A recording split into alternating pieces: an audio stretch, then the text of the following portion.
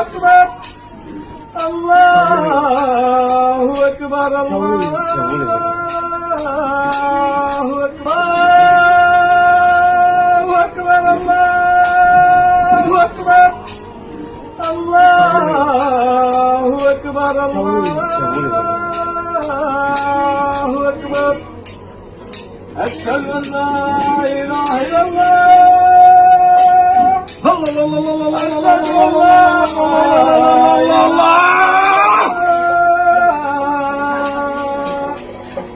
أشهد أن محمد رسول الله أشهد أن محمد رسول الله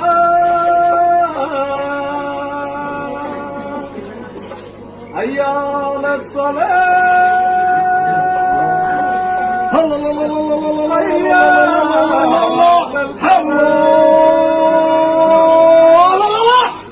حي على الفلاح حي على الفلاح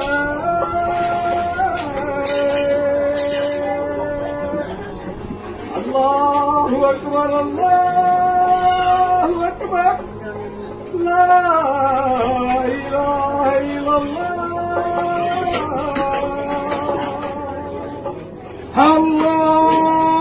ಅಸ್ಸಲಾಮು ಅಲೈಕುಂ ವರಹಮತುಲ್ಲಾಹಿ ವಬರಕಾತು. ಪ್ರಿಯ ಸ್ನೇಹಿತರೆ, ಇಂದು ನಾವು ಒಂದು ಪವಿತ್ರ ಧ್ವನಿಯ ಬಗ್ಗೆ ಮಾತನಾಡಲಿದ್ದೇವೆ. ಬಾಂಗ್ ಕರೆ. ವಿಶ್ವದಾದ್ಯಂತದ ಮುಸ್ಲಿಮರ ಹೃದಯಗಳಲ್ಲಿ ಪ್ರತಿಧ್ವನಿಸುವ 5 ಬಾರಿಯ ನಮಾಜ್ಗೆ ಕರೆ ನೀಡುವ ಈ ಧ್ವನಿಯು ಇಸ್ಲಾಂನ ಆತ್ಮದ ಸಂಕೇತವಾಗಿದೆ. ದೇವಾಲಯದಲ್ಲಿ ಪೂಜಾರಿಯು ಗಂಟೆಯನ್ನು ಬಾರಿಸಿ ಭಕ್ತರನ್ನು ಆರಾಧನೆಗೆ ಕರೆಯುವಂತೆ ಬಾಂಗ್ ಕರೆಯು ಮುಸ್ಲಿಮರನ್ನು ಅಲ್ಲಾಹನ ಸನ್ನಿಧಿಗೆ ಕರೆಯುತ್ತದೆ. ಇಸ್ಲಾಂನ 5 ಸ್ತಂಭಗಳಲ್ಲಿ ಒಂದಾದ 5 ಬಾರಿಯ ನಮಾಜು ಒಬ್ಬ ಮುಸ್ಲಿಮನನ್ನು ಅಲ್ಲಾಹನೊಂದಿಗೆ ಸಂಜ್ಞಾತ್ಮಕ ಸಂಪರ್ಕದ ಆಧ್ಯಾತ್ಮಿಕ ಪಯಣವಾಗಿದೆ. ಆದರೆ ಈ ನಮಾಜಿನ ನಿಖರವಾದ ಸಮಯವನ್ನು ಹೇಗೆ ತಿಳಿಯುವುದು?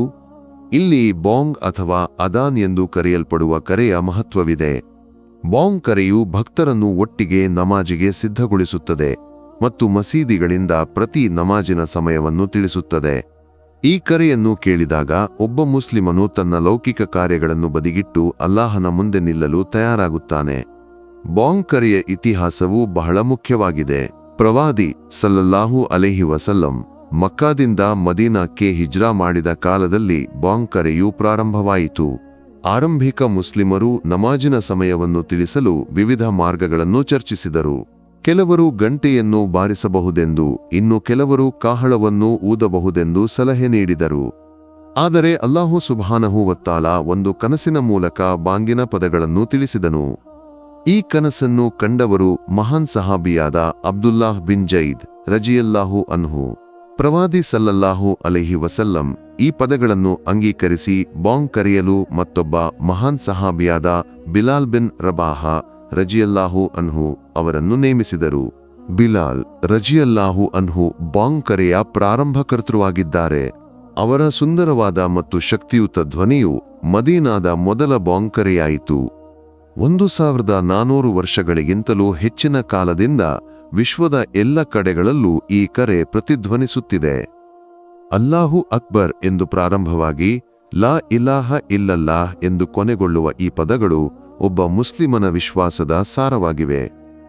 ಪ್ರತಿಯೊಂದು ವಾಕ್ಯವೂ ಅಲ್ಲಾಹನ ಮಹತ್ವವನ್ನು ಮತ್ತು ನಮಾಜಿನ ಮಹತ್ವವನ್ನು ನೆನಪಿಸುತ್ತದೆ. ಬಾಂಗ್ ಕರೆಯನ್ನು ಕೇಳಿದಾಗ ಒಬ್ಬ ಮುಸ್ಲಿಮನು ಏನು ಮಾಡಬೇಕು? ಮುಅದ್ದಿನ್ನ ಪದಗಳನ್ನು ಗಮನವಿಟ್ಟು ಕೇಳಿ ಅವುಗಳನ್ನು ಮನಸ್ಸಿನಲ್ಲಿ ಪುನರಾವರ್ತಿಸಬೇಕು.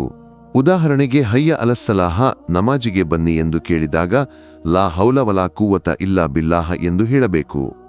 ಇದು ಆಧ್ಯಾತ್ಮಿಕ ಸಂಪರ್ಕವನ್ನು ಸೃಷ್ಟಿಸುತ್ತದೆ ಮತ್ತು ನಮಾಜಿಗೆ ಮನಸ್ಸನ್ನು ಸಿದ್ಧಗೊಳಿಸುತ್ತದೆ. ಇಂದು ವಿಶ್ವದ ವಿವಿಧ ಭಾಗಗಳಲ್ಲಿ ಬಾಂಗ್ ಕರೆಯನ್ನು ವಿಭಿನ್ನ ರೀತಿಯಲ್ಲಿ ಕೇಳಬಹುದು. ಕೆಲವು ಮಸೀದಿಗಳಲ್ಲಿ ಧ್ವನಿವರ್ಧಕಗಳನ್ನು ಬಳಸಲಾಗುತ್ತದೆ. ಇನ್ನು ಕೆಲವು ಸ್ಥಳಗಳಲ್ಲಿ ಮುಅದ್ದಿನ್ನ ಧ್ವನಿಯೇ ಸಾಕಾಗುತ್ತದೆ. ಆದರೆ ತಂತ್ರಜ್ಞಾನವು ಎಷ್ಟೇ ಬದಲಾದರೂ ಬಾಂಗಿನ ಆತ್ಮವು ಒಂದೇ ಆಗಿದೆ: ಅಲ್ಲಾಹನ ಏಕತೆ ಮತ್ತು ನಮಾಜಿನ ಕರೆ. ಬಾಂಗ್ ಕರೆಯು ಕೇವಲ ಒಂದು ಧ್ವನಿಯಲ್ಲ, ಅದು ಒಂದು ಜೀವನ ವಿಧಾನವಾಗಿದೆ. ಇದು ನಮಗೆ ನೆನಪಿಸುತ್ತದೆ, ಈ ಜಗತ್ತಿನ ಓಡಾಟದ ಮಧ್ಯೆ ಅಲ್ಲಾಹನನ್ನು ಮರೆಯಬಾರದು. ಪ್ರತಿ ಬಾಂಗ್ ಕರೆಯು ನಮ್ಮನ್ನು ವಿನಯದಿಂದ ಅಲ್ಲಾಹನ ಮುಂದೆ ನಿಲ್ಲಲು ಪ್ರೇರೇಪಿಸುತ್ತದೆ. 1400 ವರ್ಷಗಳ ಹಿಂದೆ ಬಿಲಾಲ್ ರಜಿಯಲ್ಲಾಹು ಅನ್ಹು ಪ್ರಾರಂಭಿಸಿದ ಈ ಸಂಪ್ರದಾಯವು ಇಂದಿಗೂ ಮುಂದುವರೆದಿದೆ ಮತ್ತು ಮುಂದೆಯೂ ಮುಂದುವರಿಯುತ್ತದೆ ಇನ್ಶಾ ಅಲ್ಲಾ. ಕೊನೆಯಾಗಿ ನಾವು ಪ್ರಾರ್ಥಿಸೋಣ. ಅಲ್ಲಾಹನು ನಮಗೆ ಬಾಂಗ್ ಕರೆಯನ್ನು ಕೇಳಲು, ಅದಕ್ಕೆ ಪ್ರತಿಕ್ರಿಯಿಸಲು ಮತ್ತು 5 ಬಾರಿಯ ನಮಾಜನ್ನು ನಿಯಮಿತವಾಗಿ ನಿರ್ವಹಿಸಲು ಶಕ್ತಿಯನ್ನು ನೀಡಲಿ. ಈ ಸುಂದರವಾದ ಕರೆಯು ವಿಶ್ವದ ಎಲ್ಲ ಕಡೆಗಳಲ್ಲೂ ಯಾವಾಗಲೂ ಮೊಳಗಲಿ. ಆಮೀನ್. ಅಸ್ಸಲಾಮು ಅಲೈಕುಂ ವರಹಮತುಲ್ಲಾಹಿ ವಬರಕಾತು.